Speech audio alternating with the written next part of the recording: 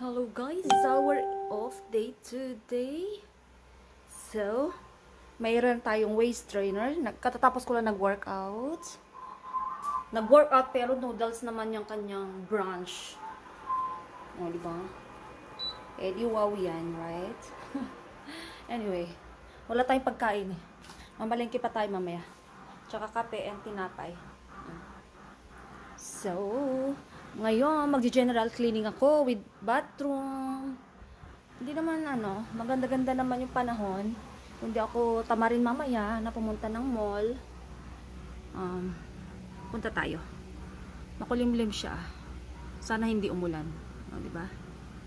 Tuesday ngayon, di ako nakapag-off day kahapon kasi sobrang grabe yung nangyari sa shop. Talagang as in nawarak yung ceiling dahil dun sa nagpa-cleaning tayo ng aircon. Ngayon, ay naku, ewan ko lang. Hindi hinawakan ng kasama niya yung hagdanan, nadulas. Ngayon, bumigay. Nasama tuloy yung ceiling. Diba? So, natapos din kahapon. So, yun ang inasikaso natin. Brunch na tayo.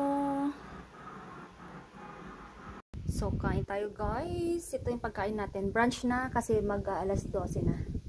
O, diba? Mag-alas 12 na. Wala pa tayo na umpisan. Sa general cleaning natin, ewan lang kung makapunta tayo ng mall ngayon. So, okay lang. Basta at least, nakapagpahinga tayo kasi sobrang pagod natin at puyat kahapon. So, drop in tayo. Naka-on ako. Pinatay ko lang kasi nag-ano na naman siya. Echo. Drop into my king.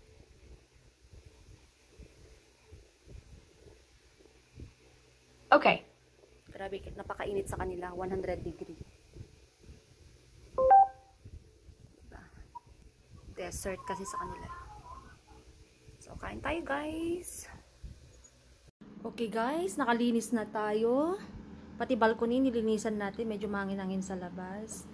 So, nakabihis na tayo guys kasi may pupuntahan tayo ngayon. Let's go! So, here, we're this department store of Estancia. Thank you! So, department store ng Estancia.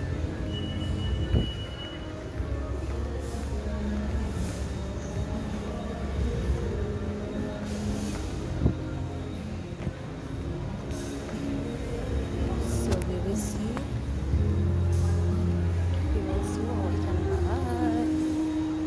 Guys, namalengke naman tayo ng kaonte. So, yan.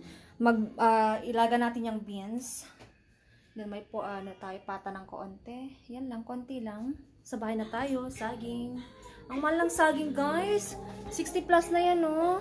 7 piraso. So, luto muna tayo, guys. Guys, kain tayo for dinner. Thai food yung ating pagkain. With coffee, of course. Kain, guys.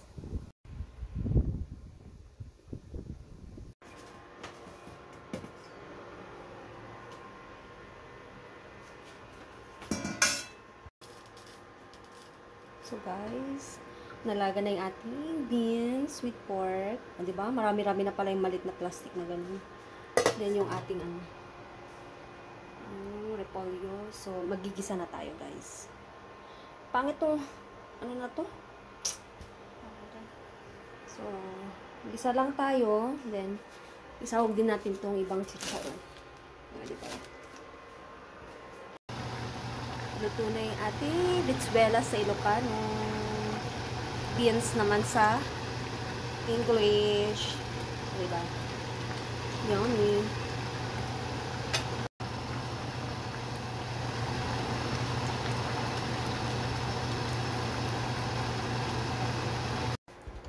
Guys, nakalimutan pala natin ilagay yung repolyo. Ano ba yan?